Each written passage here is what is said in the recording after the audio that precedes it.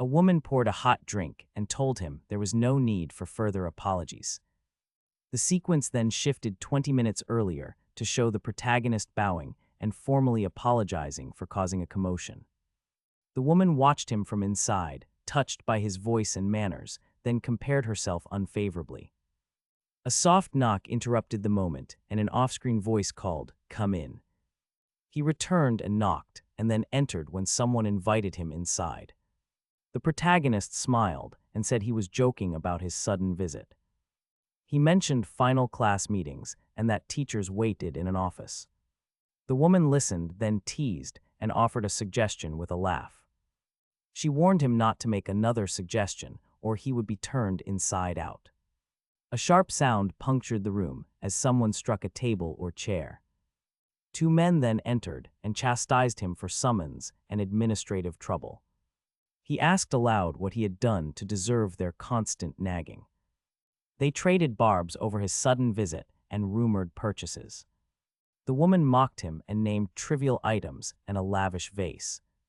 The protagonist denied buying much and curled away under the jibe. The instructor opened a pouch and examined its contents while scolding him about secrecy. He called out Damien and warned professors against forgetting pre-meeting duties. Tension eased only after a call to calm down and start the meetings. The students settled in as the room shifted toward business.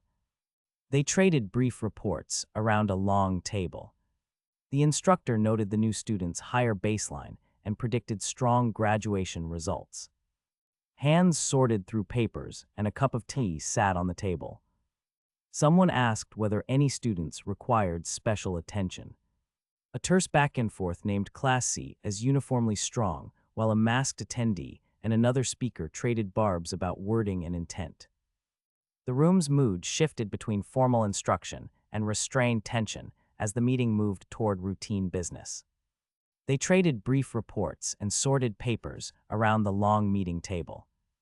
The instructor scanned a sheet and named two promising entrants for his class. He pointed out Henith Harpulia as a top entrant and noted Rudo Donatos by name. A newspaper clipping of Balak Steros drew attention and prompted a question about family ties. The instructor clarified the paper, showed the student's father rather than the student himself. The room shifted between quiet appraisal and curt curiosity as attendees weighed reputations against raw potential. They traded brief reports and sorted papers around the long meeting table. The instructor scanned candidates and named Henith Harpulia and Rudo Donatos as top entrants. Attendees questioned the match and weighed family ties against raw potential. The instructor urged patience and insisted opinions would change after meeting the candidate. A woman broke decorum with a quiet compliment and admitted she liked the student instantly. Conversation paused when someone cleared their throat. A member recalled the past sword incident and reminded the room that Rudo had seized the weapon at base camp. The meeting reconsidered the candidate after reviewing written reports and the entrance incident. Members questioned Rudo Donatos' martial skill because he used a sword during the exam. Several argued his talent clearly favored weaponry and that a weapons specialist would suit him better. Others countered that the student already belonged to a class and that tutoring him served that instructor as well. The room grew louder as alumni and teachers argued who first noticed the talent. One member declared he would not give the student up despite seniority and pushed back physically. The meeting reopened debate over Rudo Donatos after reviewing reports and the entrance incident. Voices rose as members argued whether his skill belonged to a weapons specialist or to his current class. Two men argued at the table until one struck it, shattering wood and sending papers into the air. The elder slammed the desk and scolded both of them as documents scattered across the chamber. Silence followed briefly. The bald elder then turned to Damien and asked for his thoughts. Protagonist assured the room he was fine and downplayed his intimidating appearance. He added that if a student mastered spear techniques, he should meet that person. Damien suggested offering spear lessons and asked for calm among the members. He reminded them the student chose his professor in the end. A sudden report made attendees look up. The student came from Dissel. Someone confirmed Dissel had vanished 10 years prior after the Thousand Form incident. Silence fell as the chamber absorbed the implication of that loss. Silence lingered after the revelation about Dissel and kept the assembled faces painfully still. Close-up panels showed three tense faces as the narration shifted to a historical calamity. Caption boxes explained the Thousand Form incident that destroyed half of Calavan a decade earlier. Maps illustrated the kingdom's disappearance, while a monstrous dragon figure filled the following pages. Speakers named the beast Thousand Form Kine and asked Daniel Gold about the subjugation. Daniel admitted he had joined the campaign and had only managed to track its ashes afterward. Silence had lingered after the Thousand Form revelation, and the assembly sat rigid and watchful. Speakers repeated the devastation, saying the entire land had been scorched and emptied. A panel showed a lone young man walking through ruins while blood stained broken stone. One instructor praised the survivor's luck and noted a talent Daniel had already recognized. Daniel remained quiet as the speaker corrected his claim about the strongest student.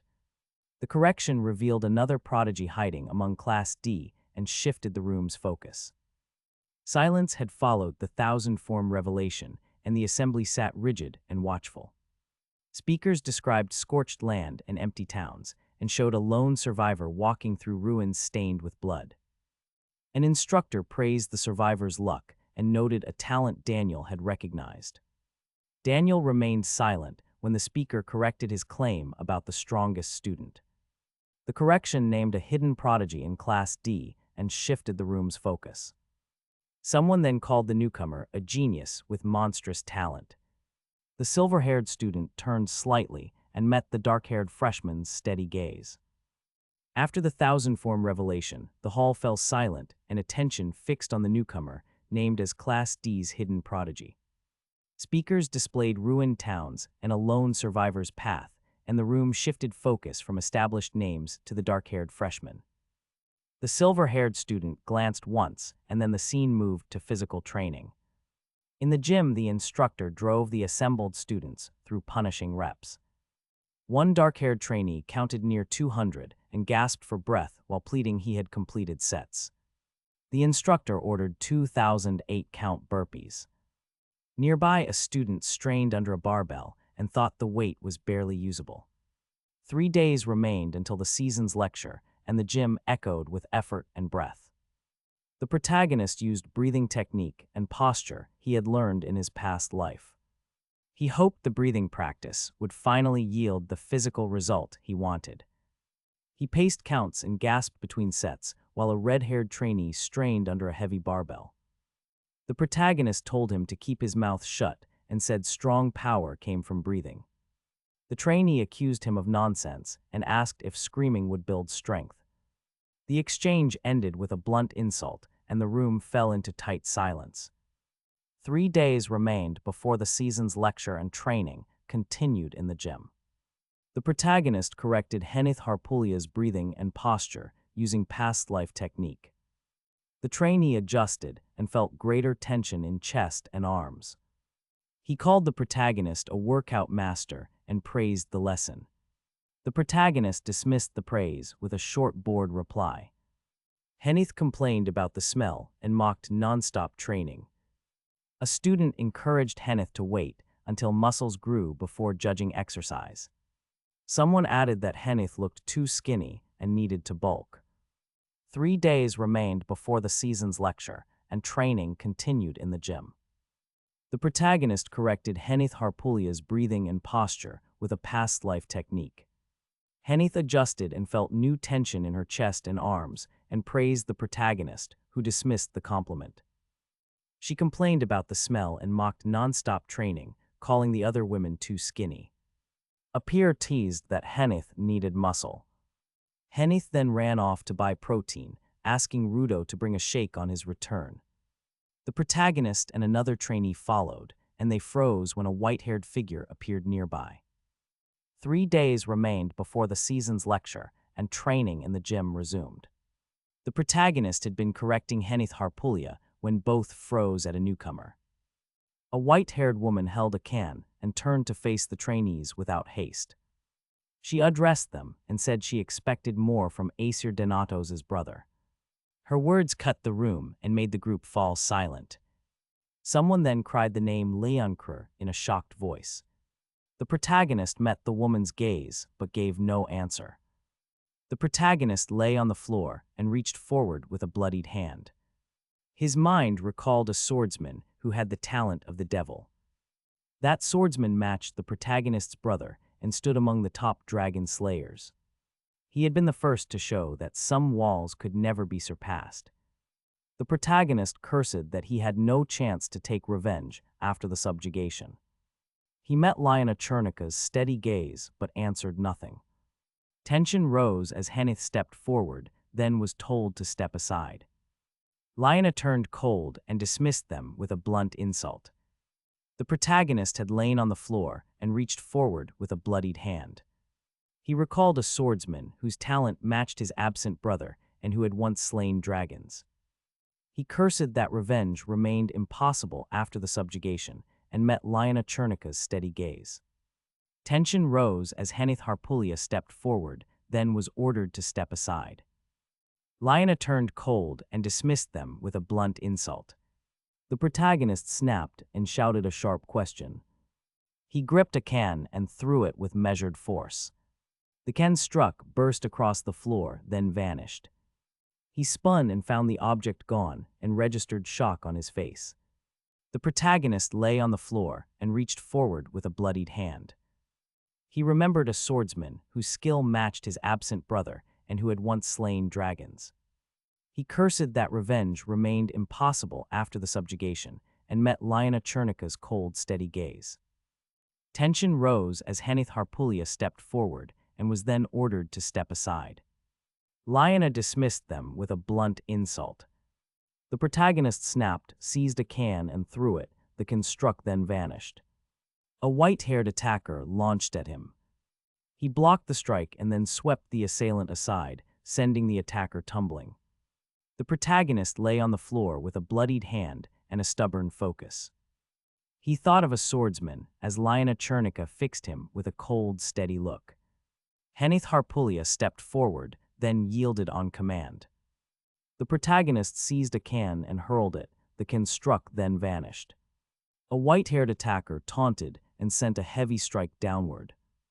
The protagonist dodged the blow twice and then swept the assailant off balance. Students shouted in alarm and Liana's expression shifted toward surprised disbelief. After the earlier scuffle and the vanished can, the protagonist rose and met Liana Chernika's stare. She accused him of provoking her because of a recommendation. He snapped back, swore, and demanded she move. He kept his posture guarded while she taunted that she was thirsty and mocked him to leave. He paused, confused and embarrassed, then stepped aside slowly. Students watched from the courtyard edge. Liana's expression shifted to curiosity, and she asked his name at the end of the tense standoff. After the courtyard standoff, Rudo Donatos turned and walked away while Liana Chernica said she would remember him. The protagonist kept his posture and muttered whatever as the courtyard watched. Henith Harpulia called after them and demanded an apology. The protagonist felt a sharp pain and realized he had nearly broken his wrist while blocking Liana's strikes. He thought he had only tested her strength and underestimated her physical power. Henith scolded him and urged him to see the infirmary. The students closed ranks and the group dispersed under the lingering tension. After the courtyard confrontation, Rudo approached the protagonist and asked if he was hurt. Henith Harpulia stepped forward and demanded to know who had been injured. A nearby woman called out and asked what had happened to cause the commotion. The protagonist forced a shrug and called it a minor accident, refusing to elaborate. Several students accused him of being beaten by another student. He immediately denied the accusation and insisted they had only had a small conflict. The crowd reacted with surprise and concern as tension lingered. After the courtyard confrontation, Rudo approached the protagonist and asked if he was hurt. Henith Harpulia then stepped forward and demanded to know who had been injured. Students whispered that the attacker was a freshman with white hair and golden eyes. They added that the freshman had mentioned a recommendation and a name was spoken. Someone recognized Leoncoeur of Class D, which set Claire off and enraged her. Claire swore she would not let it pass and vowed to teach the freshman a lesson. A companion grabbed Claire and urged calm, while the crowd traded worried looks. After the courtyard confrontation, the crowd pressed close around the protagonist. Rudo checked him for injuries, while Henith Harpulia demanded who had been hurt. Students whispered that the attacker was a white-haired freshman who had mentioned a recommendation and Leoncoeur. Claire snapped toward the name, but a companion restrained her. Two faculty spoke quietly and schemed. They planned to lodge a complaint with Leon's guardian, the Dragon Annihilation Troop leader, and to push Arthur of Class B to punish the student with grade deductions and rough remedial classes. After the courtyard confrontation, the crowd had pressed close around the protagonist. Rudo checked him for injuries, while Henith demanded who had been hurt. Students whispered about a white-haired attacker and Leoncoeur. Claire's anger was held back by a companion. Faculty plotted a complaint and pressure on Arthur.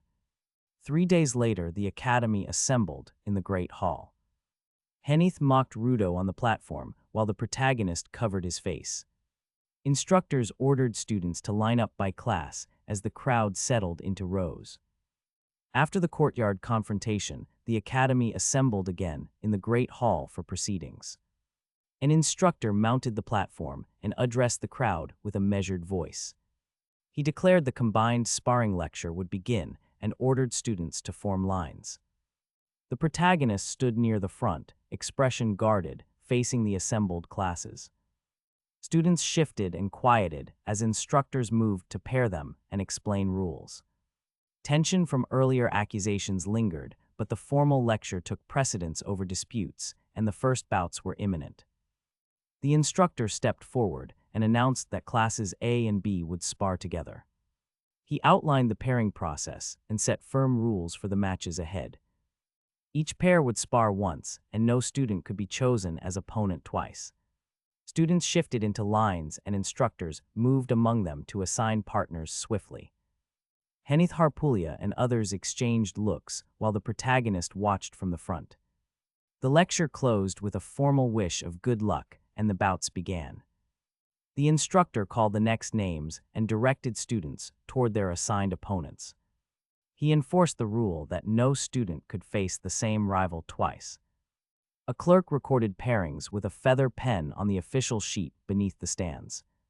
Trainees shifted into lines and traded low remarks about the matchups and reputations. The protagonist observed from the front, while Henith Harpulia exchanged a brief assessment with a red-haired peer. They noted a student's sharp skill and muttered that the lineup favored Class A.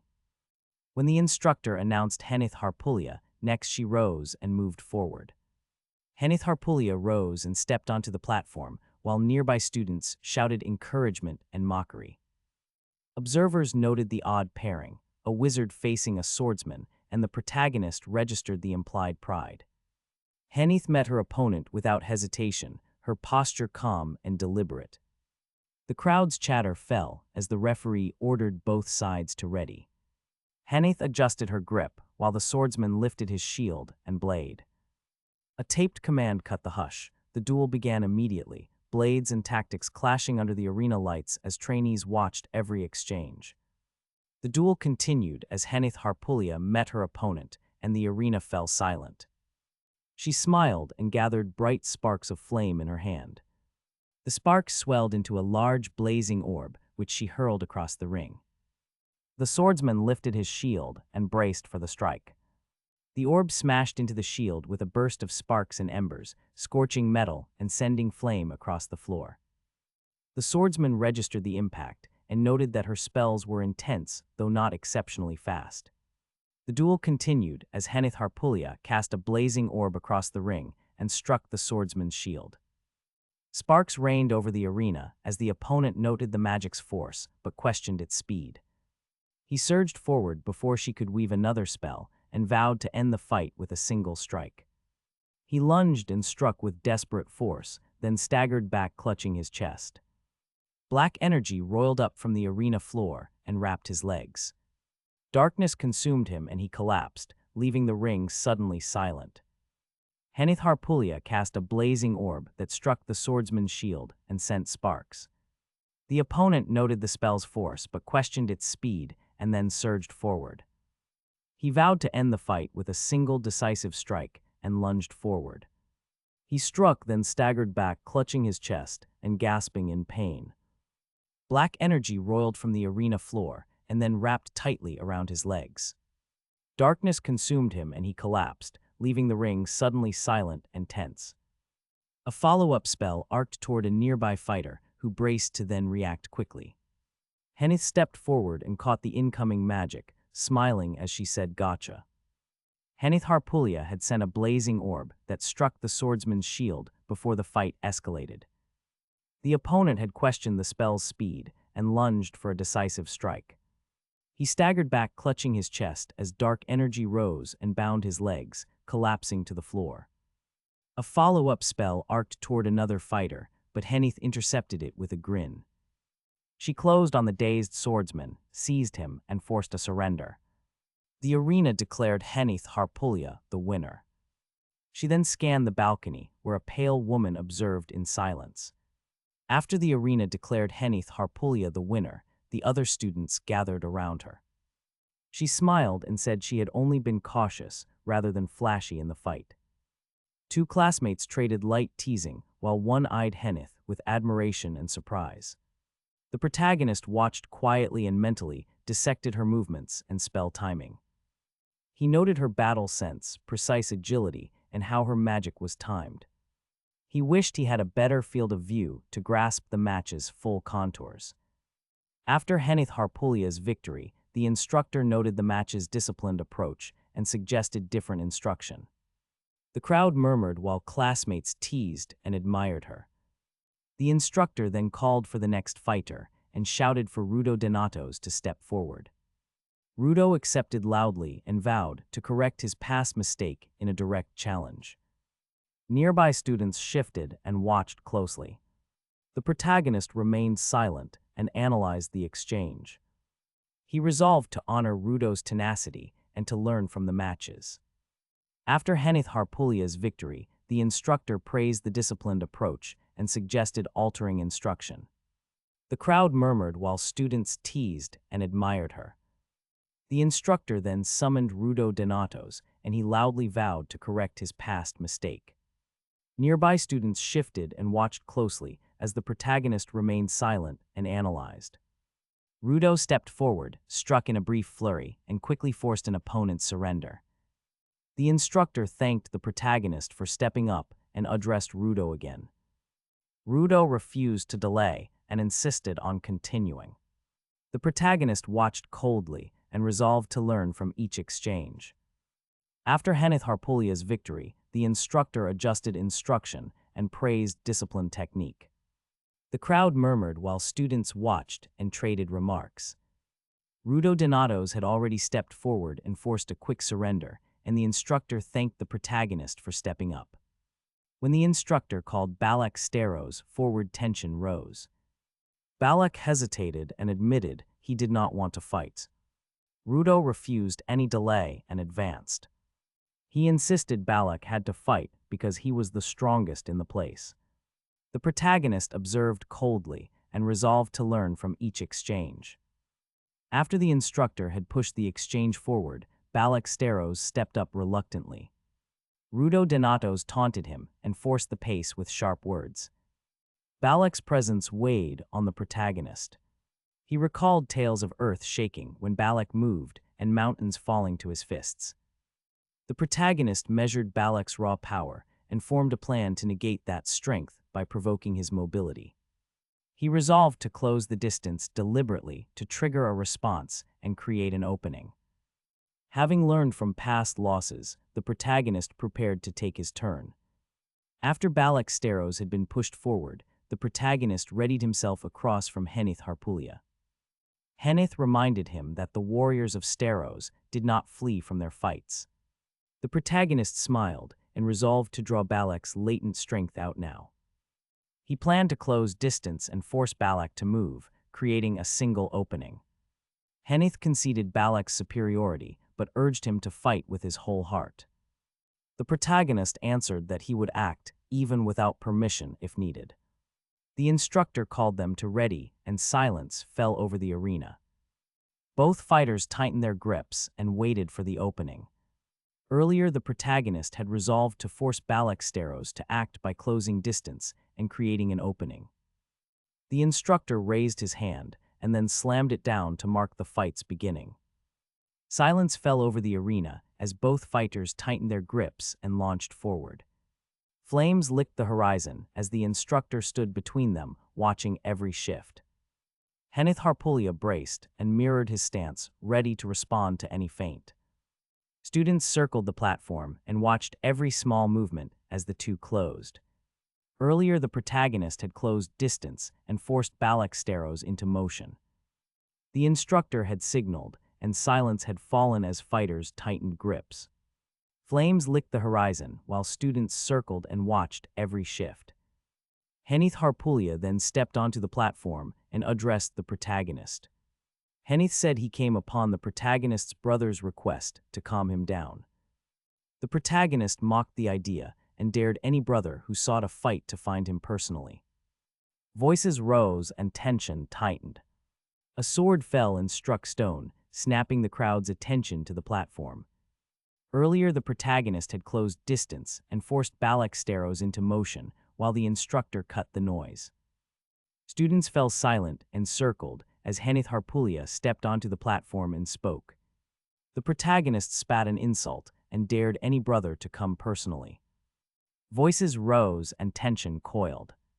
Henith advanced, grabbed the protagonist's shirt, and threatened to kill him if he meddled. The protagonist shrugged and sneered that fighters of Steros did not walk away. Henith answered with a roar and an open challenge, driving the assembly's attention fully onto the two. Earlier, the protagonist had closed the gap and pushed Balak's Steros into motion. The instructor had cut the noise, and the students fell silent and circled. Henith Harpulya stepped onto the platform, grabbed the protagonist's shirt, and threatened him. Tension rose and voices coiled as attention focused on the two combatants. On the floor, the protagonist lay defeated and spat an insult while catching breath. He admitted the opponent's strength, cursing and calling the other a dumb pig. Henith answered calmly, praised Rudo Donatos's strength, and then claimed to be stronger. Earlier, the protagonist had been defeated and admitted his lack of talent. He remained still and watched Henith Harpulya across the training hall intently.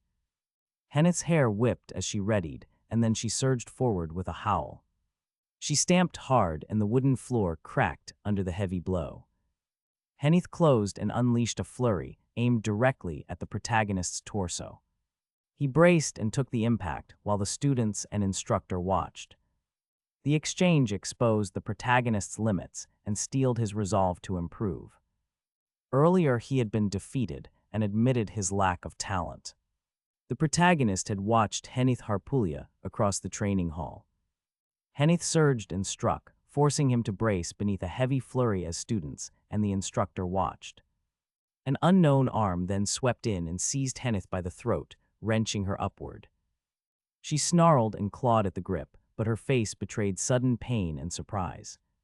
The abrupt reversal stiffened the room and deepened the protagonist's resolve to improve. The protagonist had admitted his lack of talent earlier and watched from the edge of the training hall. Henith Harpulya surged forward and unleashed a heavy flurry of strikes that forced him to brace. Students and the instructor watched the exchange with tense silence. A sudden arm cut through Henith's assault and gripped her throat, wrenching her upward. She snarled and clawed at the hand, pain and surprise crossing her features. The counter slammed her off balance and reversed the momentum. The abrupt reversal stiffened the room and hardened the protagonist's resolve to improve. The protagonist had watched from the edge of the hall and felt helpless. Henith Harpulya launched a heavy flurry that forced him to brace. An unseen hand sliced through her assault and seized her throat, lifting her by the windpipe. Henneth thrashed and snarled, pain and shock in her face. The attacker used the grip to slam and reverse Henneth's momentum, sending her off balance. The room fell silent as students and the instructor froze. The abrupt reversal hardened the protagonist's resolve to train and to never be so powerless again.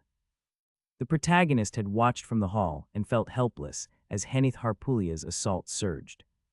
He sidestepped a sweeping blow and signaled that he had avoided it this time. He judged her attack a feint and noted her body's uncanny resilience. Multiple impacts had left nearly no visible scratches. Henneth's face contorted into rage as blood streaked her features, and she prepared another brutal strike. The arena hushed, and the protagonist's determination hardened to train until he could never feel powerless again. The protagonist had watched Henneth Harpulia strike and felt powerless. He sidestepped a wide, sweeping blow and showed he had avoided it. The Steros family then stepped forward and flexed their trained muscles. Mana had fused with their bodies to form thick armor stronger than iron. He judged that ordinary attacks would not penetrate such defenses. Henneth closed the gap with sudden speed and launched a brutal strike. The arena fell quiet as spectators registered the display. The protagonist barely avoided the impact and resolved to train until he could never feel powerless again. Protagonist had vowed to train until he never felt powerless again. He studied Henneth Harpulia's stance and predicted the strike patterns. He lunged with speed, but his blade met a solid wall. Mono-armored plates from Steros resisted the edge and sent off sparks. He could not pierce their defense despite repeated attempts. Henneth Harpulia seized the opening and rushed with brutal force. The counterstrike slammed into protagonist and staggered him. The arena fell silent as students registered the failure and danger. Protagonist had vowed to train until he never felt powerless and kept that promise. He watched Henneth Harpulia's stance and predicted the incoming strike patterns with clarity. His initial lunge collided with mono-armored plates and created sparks across the arena floor. After staggering, he recovered, taunted his opponent, and tested a new approach with calm. He abandoned wide slashes for soft thrusts, intending to find and exploit a seam. Then he drove the blade into the armor gap and forced the defense to split. The impact cracked the plating, and the arena fell silent as students realized the result. Protagonist stepped aside to avoid the incoming strike and noted the motion at once. He recognized the pattern as a Steros bare fist technique and closed the distance. He abandoned broad slashes for precise thrusts, then drove a focused palm into the exposed chest seam. The blow landed with the sound of armor giving, and the arena fell quiet as students processed the result. A caption framed the technique as a martial form combining the sea's versatility and the mountain's imperviousness. Rudo recognized the movement as a Steros fighting pattern and frowned. He noticed a refined bare fist form that countered their family's style. He wondered how someone outside the family had learned such mastery. He dismissed the doubt and refocused on the duel. The protagonist held his stance at the arena center and waited. Rudo narrowed his eyes and declared he would surpass that opponent. A tense silence fell as both fighters prepared for the next exchange. Rudo's resolve hardened into determination that left no room for doubt. Rudo stepped forward and called for the protagonist to raise his guard as the exchange resumed. The protagonist narrowed his focus and told himself not to miss a single move. He insisted he could match Rudo's speed and scan the attacker for repeating cues. He hunted the attack path and sought a reliable pattern to predict each strike. Rudo kept the pace sharp and probed for openings with precise blows. The protagonist tightened his stance, braced for impact, and resolved to intercept quickly. The arena hummed as both fighters prepared for the decisive moment. Rudo advanced and forced the protagonist to lift his guard. The protagonist narrowed his focus and watched every motion for a repeating cue. He resolved to match Rudo's speed and find a reliable pattern. Rudo kept a sharp pace and probed for openings with precise blows. The protagonist tightened his stance and prepared to intercept. A heavy strike came and he seized the wrist at the last instant. He held the arm firm and let a short grin slip free while he voiced his confirmation to the crowd. Rudo advanced and forced the protagonist to lift his guard under pressure.